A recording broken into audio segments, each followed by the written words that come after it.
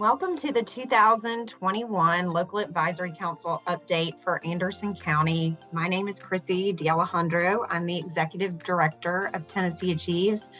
Thrilled to be with you this morning. Sad that we're not together in person, but also thankful that you've carved time out of your day today to have what I believe to be a very important conversation around how students are progressing in Anderson County under the Tennessee Promise umbrella.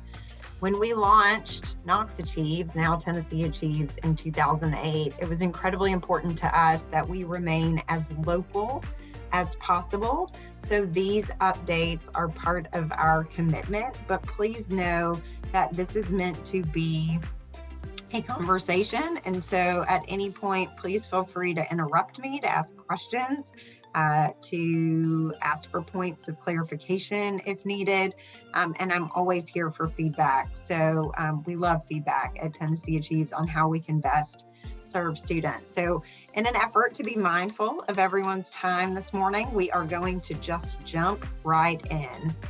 I do believe it's incredibly important always to remind our stakeholders that while tnAchieves partners with the state to operate the Tennessee Promise program in 90 of Tennessee's 95 counties, we are a 501c3 nonprofit governed by a board of directors and raising dollars privately for operations. As I said, we launched tnAchieves, the precursor to tnAchieves and ultimately Tennessee Promise, in Knox County in 2008 with 493 applications. We now have worked with nearly 450,000 students across the state and have recruited nearly 72,000 volunteer mentors to work with our students. So a couple of key components that I would love to discuss with this Anderson County group this morning. First, as I said, partnering organization to Tennessee Promise, working alongside our K-12 and post-secondary partners to ensure that students are meeting critical deadlines to ultimately maintain their Tennessee Promise eligibility. We also recruit, train, and retain about 9,000, it's usually a little more every year, volunteer mentors to work alongside our students. We believe this is the heart of our program. A team of 31 cannot serve 90,000 students every year without significant help. And so this is a critical piece of the work that we do. We're also very much rooted in the idea of cultivating a culture of giving back among our students. So we do have an 8-hour community service requirement. I love the job shadowing component of this. Students who are hoping to pursue specific fields can actually utilize their 8 hours to decide if in fact this is their major of choice before going down the path that might not be right for them. We also, in 2012, lifted up a pilot program called Summer Bridge to address remediation concerns that we had. At that time, about 80% of our students required remediation. Now that's dropped to the mid 60s, but still a significant barrier for many of our students. Summer Bridge now operates statewide. This past year, we offered the program at 17 campuses across the state. It is a 3-week academic boot camp meant to prepare students both socially and academically for college level work. It has an 88% success rate with students either testing out of remediation or dramatically improving their test scores. We also this year engineered a homegrown online Summer Bridge program for students who were maybe fearful of on-campus learning over the summer. It also saw a significant amount of success. And then finally, we have a Summer Institute program designed now to serve the Memphis urban core. And I'm thrilled to report that this year's participants had a 100% success rate, with not only students testing out of remediation, but also beginning their fall semester with 9 credit hours. Summer Institute is a much more inclusive, holistic approach to reducing summer melt, and we're seeing some amazing success there that we are hoping to spread across the state. We also have what we refer to as Complete. It is a proactive coaching model where Tennessee Achieves staff members work to proactively ensure that our most economically disadvantaged students have an additional layer of support, truly to knock down many of the non-academic barriers that many of our students face. And this program, in partnership with the state, has had an overwhelming amount of success for us thus far. And I would be remiss if I did not talk about the 10 million emails that we send every year. That's right, 10 million emails and about 6 million text messages to ensure that students are being met exactly where they are at scale and moving toward not only landing at a college, but also earning that college credential. As I said, 90 counties, 74 rural, 35 considered at risk or distressed, with 601 high schools under the Tennessee Achieves umbrella.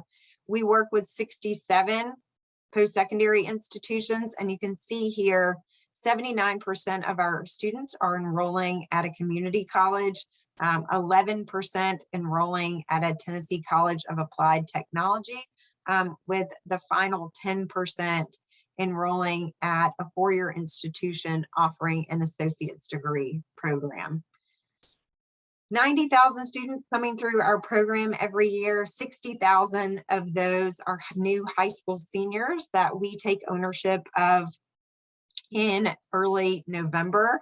You can see here that number represents 89% of the state's high school seniors working with Tennessee Achieves every year. So a significant share of the state's students coming through Tennessee Achieves. We also represent 78% of first-time, full-time freshmen at Tennessee's community colleges and 86% of its graduates. 56% of our students are considered economically disadvantaged as measured by Pell eligibility, and 40% identify as the first in their family to attend college. I recently presented to the National Science Board, and the members asked what our students were pursuing in terms of majors. And so we pulled that number, and I'll be honest with you, I was pleasantly surprised to see that 51% were majoring in STEM or health-related fields. 27% of that would fall into that health-related fields category. I know with the nursing shortage that we face, that is an incredibly significant number, and I'm thrilled to see our students headed in majors that matter. 32 million spent annually on the last dollar scholarship component of Tennessee Promise, with Tennessee Achieves raising an additional $2.5 million for operating costs. So let's dig into some Anderson County specific numbers. Thanks to some really amazing school counselors, you have some truly incredible ones. Your FAFSA completion rate, that free application for federal student aid or that federal application for additional dollars, is at 87%, a percentage point higher than the state average. To benchmark, most states would be lucky to hit 50%. So the fact that Anderson County students are really knocking down what could be a significant barrier, I think is a true testament to a lot of folks putting students first.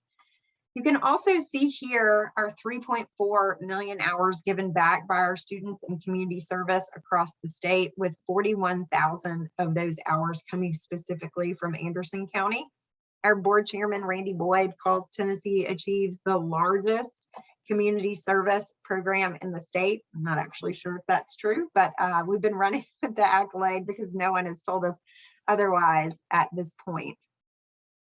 So some additional Anderson County numbers for us to review. You can see Anderson County always doing really great, like truly great, in terms of ensuring all students have a plan for post-secondary. And for many students, Tennessee Promise represents their plan A. This is their only opportunity to go to college. But for many students, it's their plan B. But I love the fact that our students all across the state have that solid plan B. 841 students applying, 286 enrolling at a Tennessee Promise eligible institution. I should tell you that that 286 number would not represent students who would be off to the University of Tennessee or Tennessee Tech, Maryville College, those institutions that fall outside of Tennessee Promise eligibility. You can also see Anderson County holding strong with its first-year retention rate and 3-year graduation rate, both just 1 percentage point behind the state average. I will share with you that when I started this journey 13 years ago with tnAchieves, the 3-year graduation rate for the state was 14%. So while no one's just throwing a party for 35%, we have come a very long way, but there is much more work to be done. So again, just zooming out on first year retention, you can see, as I said, Tennessee Achieves students at 67%. Students who are enrolling as first-time, full-time freshmen at community colleges sitting at 53%. So a significant jump from 53% to the 66% we're currently seeing in Anderson County. You can also see here Tennessee Achieves students have a 51% 6-year graduation rate. This would capture students who transfer to a 4-year institution and ultimately earn a bachelor's degree. 35% 6-year graduation rate for our community colleges in general. And just really quickly to run through some program impacts, I spoke to you about the summer program. So that first year retention for students participating in our summer programs up 34%. For students who are participating in our complete coaching model, first year retention increase of 23%. And then students who are under a relatively new pilot program that we have been operating thanks to the Haslam Family Foundation called Knox Promise, seeing a bump of 42% in first year retention. The magic here is that while only the most economically disadvantaged students currently have a coach through complete across the state, Knox Promise allows every student to have a dedicated coach. So there are 5 Tennessee Achieves coaches for those students in Knox County alone. We also offer what we refer to as completion grant funding. So emergency aid for those, again, non-academic barriers that often stand in the way of our students seeing success. So this is my sombering slide, or my call to action slide. You can see between 2014 and 2015, a significant jump in our state's college going rate. This was the first year of Tennessee Promise. This is what we were hoping for. You can also see sustainability of that jump over time. And then this year, in light of COVID, a significant decline in college going. We've also broken that specifically down for Anderson County. You can see in 2019, you had a 66% college going rate versus 2020 as a 63%, really 62.6% college going rate. So still well above the state average. But I think it's incredibly important for us to be transparent about the losses that we are experiencing in light of COVID, and thinking about the structures and programs that we are putting in place to ensure that this will only be an effect that we hopefully see last year. It will definitely be something that affects college enrollment this year, but hoping to see a significant shift in college going rate for the 2022 cohort because of a lot of proactive work that we're all doing in this important space. I would be remiss if I did not talk about our volunteer mentoring program. Again, the heart of our work.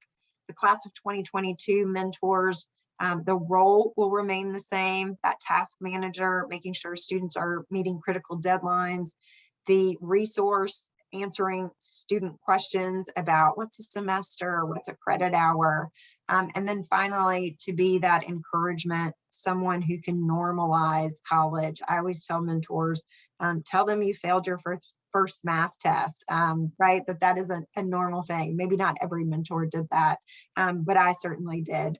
And so, but the actual function will be different this year. So we did invest a significant amount of time and resource in tnAchieves Connect.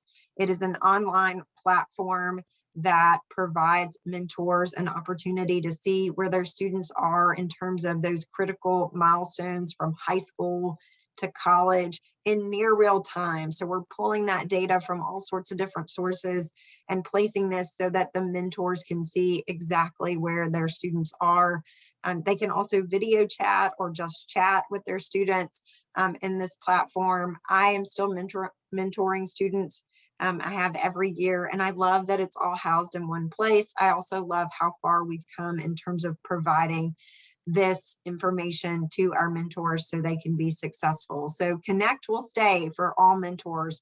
We also will be offering 2 additional opportunities for mentors. We are working with our post-secondary partners to offer open houses for students and mentors to interact at the colleges in March and April. So this will be a shift from going to the high school to going to the college. So we're hoping to see a more impactful experience for mentors and students at the post-secondary institutions. And then finally, we're hoping to promote in a way that we've never done before, one-on-one meetings between students and mentors, or group meetings between students and mentors not facilitated by tnAchieves. This has been happening since we launched the program 13 years ago, but we're hoping to promote this in a new way with the caveat of always in a public place and never putting the student in the car with the mentor. The application is open now and will close on December 3rd. We need 127 mentors in Anderson County to meet the need. So we will begin and have begun a hard push on mentor recruitment. New mentors will complete an application and receive information from us on how to train. Returning mentors will get a 30-minute refresher, most likely in a webinar in their inbox after completing a very small application renewal. So become a mentor. That is one way to have an impact in what I feel like is one of the more critical years that we've ever had in the education space. Share with your friends, share with your colleagues and your family members the opportunity to work alongside students during this unprecedented time in higher education. Connect tnAchieves to your Rotary Club, to your church group, so that we can share our story. I feel like we're where we are as an organization because we always say yes to open doors and are so thankful to those who open them for us. Yes, we want to share our mentoring story, but it's also important, I think, to continue to talk about what is happening with our state students and what's happening specifically with Anderson County students. And then finally, the Tennessee Promise application is live. So if you know a class of 2022 student or parent, guardian, please share. They have until November 1st to complete that application. This is my cell phone number and my email. I am always available if you have questions or concerns or want to provide any feedback that you don't feel super comfortable sharing now, but I will stop sharing my screen and I'm happy to take any questions or think through any feedback.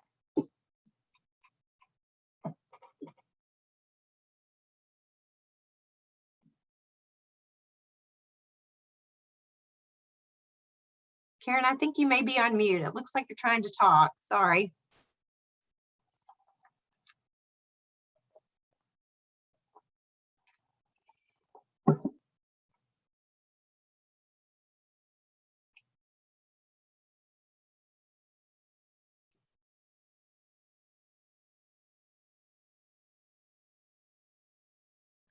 If you hover over, there's a little, there you are. Can you hear me?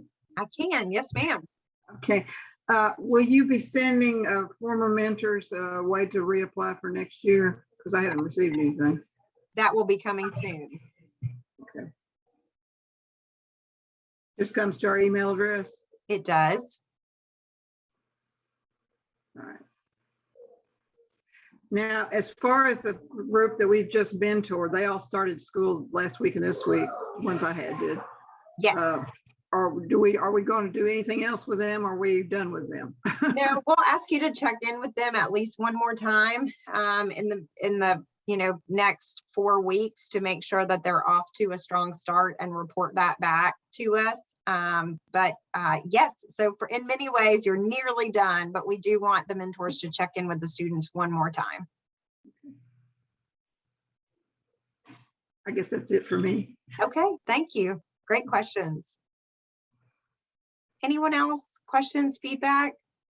Krissy, this is Beth Shea. I'm not on camera, but I guess I need some words of encouragement from you, the boss. I felt really discouraged during these 2 COVID years. I feel like I have not been as good a mentor as I should have been. I mean, I've been trying to keep a nonprofit running. I haven't reached out to my kiddos as much as I would have liked. And my colleague at work feels the same way. We both are really kind of down in the dumps. Is there anything you can say that will, I want to keep doing it. I've been wrestling with that, but I know it's important. Is there anything you can say that might help? Well, sure. I think that knowing that someone is there is a really big piece of this. And so we recruit really busy people intentionally, right? Like we want to bring those professionals into the student's orbit. And I feel very strongly about this, and I've been doing this a really long time. If I think connecting with the students is incredibly important, and I don't want to pour cold water on that important piece of this. But I think if you've connected with your students, or you've just let them know that you're there, and so should a problem arise or should a challenge arise, for many of our students, they have someone, a support system to go to. But for that student that doesn't, that knows you're there, I think it's just that alone is a really big deal. I appreciate that. I do have my 10 students from this cohort that just went into college. There was one young man who would reach out to me every now and then. And so thank you so much. I mean, I am going to keep doing it. I'm going to encourage my colleague to keep doing it because she's awesome. So thank you so much. And thank you for doing this today for Anderson County. We appreciate it. Absolutely. Happy to do it. Thanks, Beth.